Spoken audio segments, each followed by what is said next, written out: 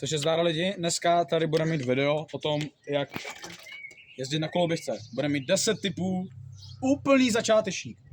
Co potřebuje, jak stát, jak prostě třeba triky dobře dělat, jak odkopávat triky a tak dále. Takže myslím si, že tohle vůbec nemusíme zdržovat, jdeme na to. Takže jsme tady. Tady mám moji skutu. Moje skuta se skládá z hodně dílů. A vlastně nejvíc, co tam asi díly mám, tak jsou od Adiktu. Jak můžete vidět, tady.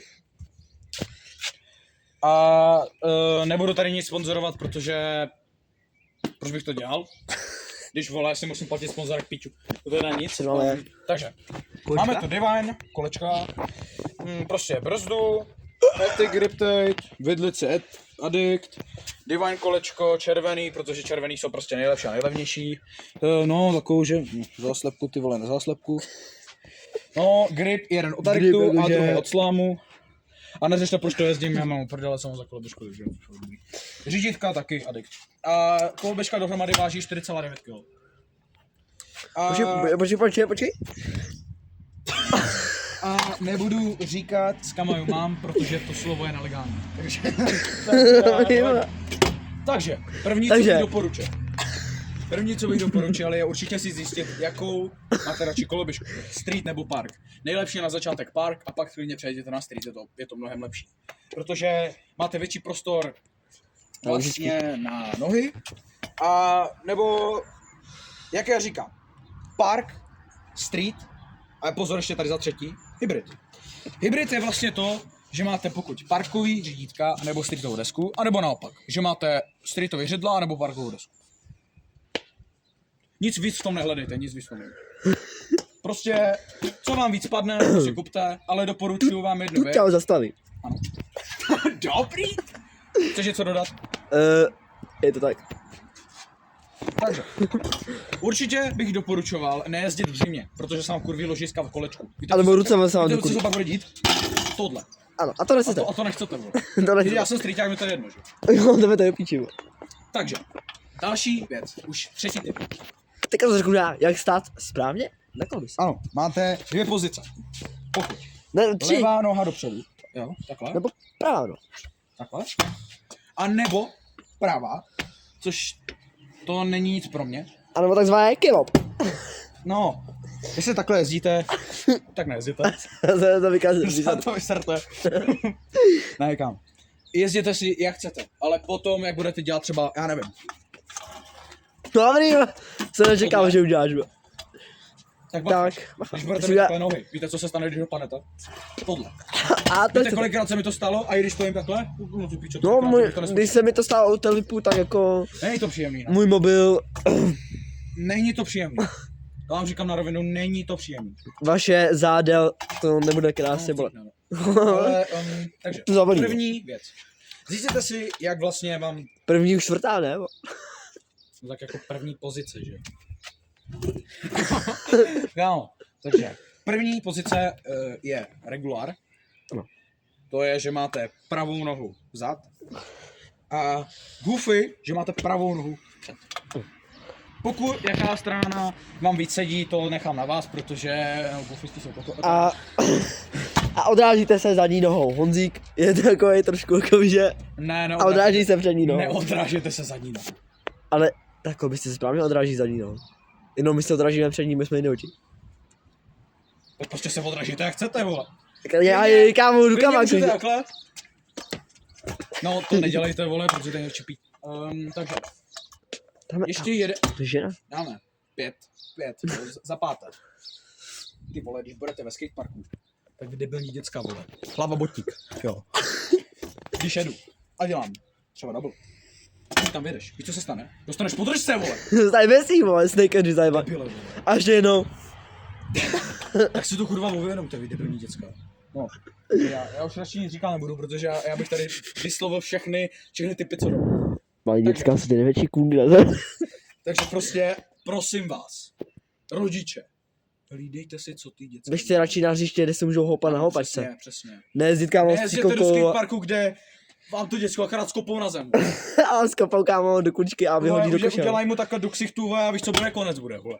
Děcko, Konec randy, vole. to děcko udělali a to děcko odletělo do ice. Jo, takže to je za páté. Za šesté. A za šesté. Za šesté. Kontrolujte si koloběžku každý rok. Aspoň jednou nebo dvakrát ročně. Že třeba se vám může stát. Protože když se vám zadrhne Vidlice v řídítkách, tak je tak nevydáte jako- a můžete novou koupit. tak jako pojedete furt takhle a když se budete chtít otočit, tak víte, jak to dopadne? A nebo nevydáte řídítka a No tak nová koloběžka. No, prostě je to Je to píčí nová koloběžka, musíte ne? A nebo prostě zajděte tátovi, vole, ten má to je pičou nějakou Vezme flexu, kámo. No, hotovo, vole. A no, co táto radši nechoďte, vole. Tam mám uřežáj vidlici, Jo, kámo. a určitě bych doporučoval si nekupovat hned streetku. To nikdy nedělejte. Protože je třeba tak To je už 7. tip. Nikdy tak se nekupujte streetku na začátek. třikrát, čtyřikrát těžší. Jo, A vole, protože já mám sílu, kámo, jak 4 gorily, takže... víte, ty vrátky, vole, jsou vrtáky. To nejsou vrtáky, vole, to jsou bazuky, vole, rakety. Petardy, všechny. A Všechno. vole, čo má to prostě zvednout a jednou rukou, jo, prostě na pohodu. Potku. Ale malý děcka, který má metr děcka, 50, kámo, metr 50 jako já. Ty to mají jak bench press, vole. Oni mají nový rekord, normálně, když to zvednou, kámo. A ještě jednou. Naposled. 8. tip. Když budete jezdit na streetu, bacha na kamery. Tam máte jednu svůj. Musíš to přiblížit v editu? Máme svině jedna. Jak se vidí. To vyvíjá tečka. Tak a To nás teďka snímá. bacha na kamery. Můžou dojet policajti. A to už pak nebude. Jako tady to je to docela jedno, no. Tady To je to jedno, no. Ale by se byli na náměstí, tam na něj jsou kamery Tam- a tam ty jako- třeba znabeliu. Tam prostě nechoďte na náměstí. Nebo prostě na veřejný prostranství. Najděte si třeba tohle.